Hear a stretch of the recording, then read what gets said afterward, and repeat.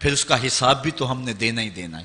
اس لیے ہم دیکھ لیں جتنا برداشت کرتے ہیں اس کے مطابق جو ہے وہ ہم چلیں. ایک بادشاہ تھا، وہ پھولوں کی سیج پہ سویا کرتا تھا. خادمہ اس کے لیے پھولوں کی سیج بچھایا کرتی تھی. مدت گزر گئی، پھولوں کی سیج پہ سونے کا عادی تھا. ایک دن خادمہ نے سوچا، لونڈی نے سوچا، روزانہ بادشاہ اس سیج پہ سوتا ہے، پتہ نہیں کیا لطف ہوگا. کمر سیدھی کرنے کے لیے، اس سیج کا لطف اٹھانے کے لیے وہ بھی لیٹ گئی. سیج تیار کرنے کے بعد ایک لمحے کے لیے کمر سیدھی کی تو سارے دن کی تھکی ہوئی تھی، آنکھ لگ گئی. بادشاہ وقت پر اپنے حجلہ میں داخل ہوا، اپنے اس خاص کمرے میں داخل ہوا تو ایک لونڈی کو پھولوں کی سیج پہ سویا ہوا دیکھا تو غیرت سے جل بن کے کباب ہو گیا. ایک لونڈی کی یہ اوقات کہ بادشاہ کی سیج پہ سوئے. اس نے جلاد کو بلایا، کہا اس کو الٹا لٹکاؤ اور اتنا مارو کہ اس کی جان نکل جائے، تاکہ باقی خدام کو پتہ چل جائے کہ بادشاہوں کی سیجیں، ان کے بستر، ان کے گھر کتنے مقدس ہوا کرتے ہیں. لونڈی کو الٹا لٹکا دیا گیا اور جلاد ضرب پہ ضرب لگا رہا ہے، کوڑے پہ کوڑا مار رہا ہے. وہ چیختی ہے، روتی ہے، بچا لو مجھے، میری جان نکل رہی ہے. روتے روتے کیا خیال آیا کہ اس نے ہنسنا شروع کر دیا. بادشاہ نے جلاد کو کہا رک جا، اس لونڈی سے پوچھ روئی کیوں ہے، اسے یہ بھی پوچھ ہنستی کیوں ہے. جلاد نے کہا لونڈی بتا روتی کیوں ہے. اس نے کہا تجھے نہیں پتا جب کوڑا لگتا ہے تو جان نکلنے کو آتی ہے، نزا کا عالم طاری ہو جاتا ہے. کہا یہ تو سمجھ ہے، لیکن ہنستی کیوں ہے. کہا ہنسی مجھے اس بات سے آئی ہے کہ چند لمحوں کے لیے سوئی ہوں، اتنی تکلیف کاٹ رہی ہوں، سوچا جو عمر بھر ہو گئی سوتے ہوئے جس کو، اس کا کیا بنے گا. جس کی زندگی بیت گئی اس سیج پہ سوتے ہوئے، اس کا کیا بنے گا. صاحبو، یہ دنیا پھولوں کی سیج نہ بنائیں، اس دنیا کو اللہ کی عبادت کے لیے گزاریں، ذکر فکر میں گزاریں. سحری کے وقت اٹھ کے مصلے پہ کھڑا ہو کے رونا سیکھیں، اللہ کے حضور آئیں، سارے کام چھوڑ دیں، رزق کی تلاش میں رازق کو بھول نہ جائیں. تم سمجھتے ہو دکان بند کر کے چلے گئے تو شاید میری آج کی سیل کم ہوگی. سیل دینے والا، رزق دینے والا، رزق کے دروازے کھولنے والا وہ رب ہے. جاؤ اس کے حضور جاؤ اور جا کے اس سے مانگو، مالک، رزق کا مالک بھی تو ہے، تیرے ہاتھ میں سارے خزانے ہیں، میری مدد فرما.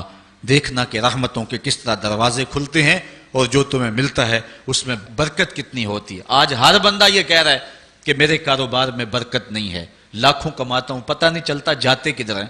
مسئلہ اصل ہے یہی کہ رزق میں بے برکتی آ گئی ہوئی ہے، اس لیے کہ ہماری پیشانی میں سجدے نہیں رہے، ہماری آنکھوں میں حیا نہیں رہا، ہمارے لبوں پہ قرآن کے نغمے نہیں رہے، ہماری سوچوں میں پاکیزگی نہیں رہی اور خیالوں میں طہارت نہیں رہی.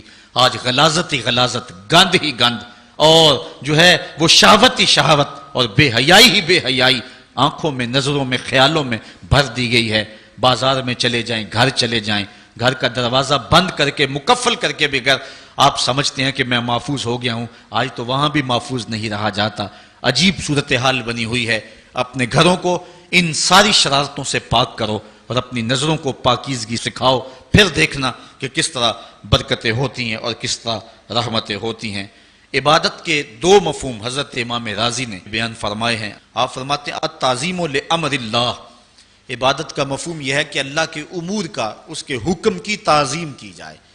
اللہ تعالیٰ جل شانہ کا حکم ہے تو دل جھک جائیں اس کے حضور اور اس کو ہی بڑا جانا جائے. اور دوسری بات وشفقت علی خلق اللہ. عبادت کا مفہوم یہ ہے کہ مخلوق خدا پر شفقت کی جائے. حضرت امام غزالی نے اربعین کے اندر لکھا کہ عبادت کی 10 قسمیں ہیں. ان میں سے پہلی قسم نماز ہے، جو عبادات میں سب سے اہم اور سب سے بڑی عبادت ہے. دوسری قسم زکوٰۃ ہے، تیسری قسم روزہ ہے، چوتھی قسم حج ہے، پانچویں قسم تلاوت کلام مجید ہے، اور چھٹی قسم ہر وقت ذکر الہی میں رہنا ہے، ساتویں قسم حلال رزق کے لیے کوشاں رہنا ہے، اور آٹھویں قسم پڑوسی، ہمسائے، ساتھی اور دوستوں کے حقوق ادا کرنا ہے، اور نویں قسم امر بالمعروف اور نہی عن المنکر کرنا ہے، اور 10ویں قسم اتباع رسول صلی اللہ علیہ وآلہ وسلم کرنا ہے. یہ عبادت کی صورت ہے. اب معاشرے کے اندر کچھ لوگ تو عبادت کرتے نہیں ہیں اور ان کا عبادت نہ کرنا غفلت کی وجہ سے ہے. ایک طبقہ ہے کہ وہ عبادت کا قائل ہی نہیں، وہ دہریے ہیں، اللہ کے وجود کا انکار کرنے والے ہیں. اور ایک طبقہ تیسرا وہ ہے جو عبادت کرتا ہے لیکن اللہ کے علاوہ کچھ اور لوگوں کی، جس طرح کہ بت پرست ہیں یا دیگر لوگ. لیکن اہل ایمان جو ہیں وہ اللہ کی عبادت کرتے ہیں، اس کے علاوہ کسی اور کی عبادت نہیں کرتے، اس عبادت میں تساہل اور سستی نہیں کرتے. نمازوں کو 5 گانا وقت پہ ادا کرنا اپنا معمول رکھتے ہیں، اور یہی زندگی کا حسن ہے اور یہی زندگی کا جمال ہے. اور جو شخص اللہ کے حضور جھکنا چھوڑ دے، اللہ تعالیٰ اس کے رزق سے بھی، اس کی عمر سے بھی برکت اٹھا لیتا ہے.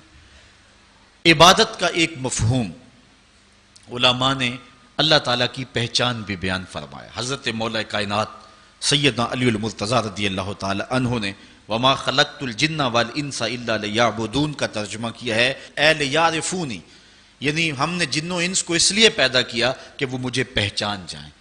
اللہ تعالیٰ جل شانہ کی پہچان بندے کے اوپر جو ہے وہ ضروری ہے.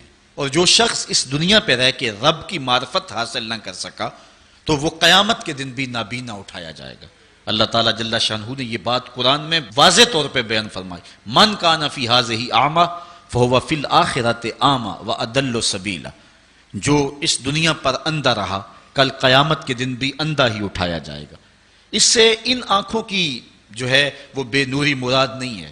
وہ تو حدیث میں آتا ہے جو آنکھوں سے آزمایا گیا کل قیامت کے دن اس کو اللہ جزا دے گا. اس سے دل کی بے نوری مراد ہے.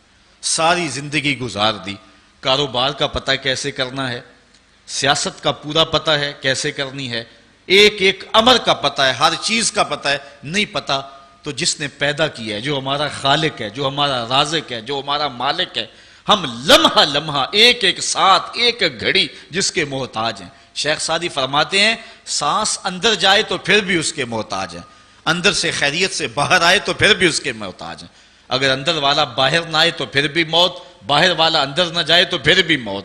تو ہم ایک سانس میں کئی بار اس کے محتاج ہیں اور لمحہ لمحہ اس کے محتاج ہیں. جو ہماری ہر ضرورت کی کفالت کرنے والا ہے، جو ہمارا خالق بھی ہے، رب بھی ہے، مالک بھی ہے اور ضروریات کا کفیل بھی ہے، اور اس کو ہم نہیں پہچانتے. باقی ہر دنیا کی چیز ہمیں آتی ہے، ہمیں ایک ایک چیز سے پتہ ہے. ہمیں اتنا بھی پتہ ہے کہ فلاں کرکٹر نے چوکے کتنے لگائے اور چھکے کتنے لگائے ہیں، اس نے فلاں میچ میں سینچریاں کتنی کی ہیں. ہمیں اتنی تفصیلات کا علم ہے، ایک ایک شخص کے بارے میں ہمیں پتہ ہے، لیکن نہیں پتہ تو اس کا نہیں پتہ جو ہماری شاہ رگ سے بھی نیڑے رہتا ہے، جو ہمارے دلوں کے قریب رہتا ہے، جس نے ہمیں زندگی کی بہاریں اور زندگی کا جمال دیا. آئیے اپنے رب کو پہچانیں. اور جو شخص اپنے رب کی معرفت حاصل نہیں کر سکا وہ قیامت کے دن بھی اندھا اٹھایا جائے گا. اللہ تعالیٰ جل شانہ نے محبوب علیہ الصلوۃ والسلام کے سینے پر اترنے والی اس کتاب میں اس بات کو اعلانیہ طور پر واضح بیان فرمایا گیا. اسی لیے اقبال نے کہا تھا دل بینا بکر طلب خدا سے کہ آنکھ کا نور دل کا نور نہیں ہے. میں عبادت کے عنوان سے گفتگو کو ادھورا سمجھوں گا جب تک میں حضور کی ابدیت کو بیان نہیں کروں گا. حضور کی عبادت کا عالم یہ ہے اللہ کے حضور سجدہ ریزیوں کا اور دیگر عبادت کی جتنی بھی اقسام اور صورتیں ہیں، آقا کریم اللہ کے حضور ساری ساری رات قیام فرماتے ہیں. ہمیں تو جگایا جاتا ہے، اذانیں دی جاتی ہیں، پھر بھی نہیں اٹھتے. لیکن وہاں کیا ہے کہ اللہ تعالیٰ خود فرماتا ہے محبوب ساری رات جاگا نہ کرو، کچھ سو بھی تو لیا کرو. اللہ اکبر. اور اتنی اللہ کے حضور عبادت کرتے ہیں حتیٰ تتورم قدماہ، یہاں تک کہ حضور علیہ السلام کے مبارک قدم جو ہیں وہ سوج جاتے ہیں.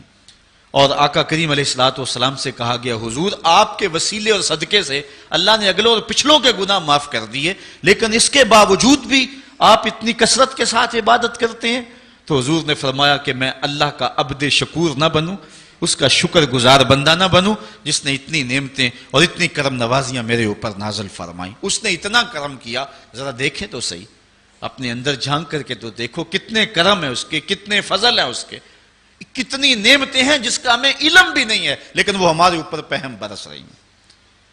میرا ایک دوست تھا، اس کے منہ میں یہ جو لعاب آتا ہے اس کی مقدار کم ہو گئی تو اتنا مسئلہ بنا اس کے لیے کہ ایک آنکھ کی بینائی بھی جاتی رہی، دوسری آنکھ کی بینائی بھی متاثر ہو رہی ہے. مرض کیا ہے کہ منہ میں یہ جو لعاب آتا ہے یہ قدرتی گریس ہے، نظام انہضام میں مدد دیتی ہے، بولنے بھی طاقت دیتی ہے. اگر یہ لعاب کم پڑ جائے جس کو ہم نے کبھی نعمت ہی نہیں سمجھا، یہ بھی اللہ کی نعمت ہے. دنیا کا بہت بڑا شخص اوناسس یونان کا رہنے والا تھا اور جہازوں کی کمپنی ہے اس کی، لیکن ہوا کیا، یہ دنیا کے وہ جو امیر ترین لوگوں کی فہرست بنتی ہے اس میں شاید دوسرے یا تیسرے نمبر پہ اس کا نام تھا. تو آج کل تو سنا کہ پاکستان میں ایک شخصیت آگے جا رہی ہے، وہ پہلے نمبر پہ آنے والی ہے. تو بس تھوڑے نمبر رہ گئے ہیں، ورنہ جو ہے وہ پوری دنیا کا سب سے امیر ترین شخص ہمیں کسی اور ملک میں نہیں ڈھونڈنا پڑے گا، وہ ہمارے خون پسینے کو نچوڑ کر کے ہمارے اندر سے کوئی ہوگا. قوم فروختن و چیرزاں فروختن. دعا کرو عشرائے ثانی کے دامن سے نکلتے ہوئے نور کی روشنی میں اب سورج کی کرنیں بھی نکل رہی ہیں اور رب کی رحمت کو بھی جو ہے وہ نزول ہو رہا ہے. دعا کرو اللہ میرے ملک کو صالح قیادت نصیب فرمائے. تو اوناسس جو ہے وہ جہازوں کا کام کرتا تھا، اس کی بہت بڑی جو ہے وہ کمپنی تھی. ہوا اسے کیا، اس کے یہ آنکھوں کے جو پپوٹے ہیں یہ کام کرنا چھوڑ گئے. یہ قدرت نے سسٹم لگایا، آٹومیٹک سسٹم. ادھر سے تنکا اڑا، ادھر آنکھ بند ہو گئی. ادھر عزم ہوا، ارادہ ہوا، آنکھ بند ہو گئی. اتنی جلدی یہ سسٹم کام کرتا ہے. اس کو یہ مرض لاحق ہوا کہ جو پٹھے ہیں نا اس کے، یہ کام کرنا چھوڑ گئے. اب ڈاکٹر سلوشن ٹیپ لگا کے آنکھ کھولتا تھا اور رات کو سونا ہوتا تو وہ ٹیپ اتار دیتا. کسی نے اوناسس سے پوچھا کہ تیری زندگی کی سب سے بڑی آرزو، انٹرویو کرتے ہوئے اس نے کاش میں اپنی آنکھیں اپنی مرضی سے کھول سکوں. کہا اس کے لیے قیمت لگانی پڑے تو کوئی پیسے لگا سکتا ہے؟ اس نے کہا ساری دولت جھونک دوں گا لیکن کاش اپنی آنکھیں اپنی مرضی سے کھول سکوں. تو یہ کتنی بڑی نعمت ہے، ہم نے کبھی سوچا، گمان بھی نہیں کیا کہ کیا کیا سسٹم اس نے لگائے ہوئے. یہ تو ایک سادہ سا سسٹم ہے، ورنہ کیا نظام انہضام کا سسٹم ہے، تنفس کا نظام ہے. اور اس کے علاوہ جو ہے وہ دماغ اللہ نے عطا فرمایا. کتنا غافل شخص ہے کہ اس کی اتنی نعمتیں وصول کرنے کے بعد بھی اس کے حضور حاضر نہیں ہوتا. لیکن میرے اور آپ کے آقا و مولا اللہ کے وہ با کمال بندے ہیں کہ بندگی کی انتہا حضور کی ذات ہے. اللہ تعالیٰ نے اپنے محبوب کو عبد ہی نہیں کہا، عبدہو کہا ہے.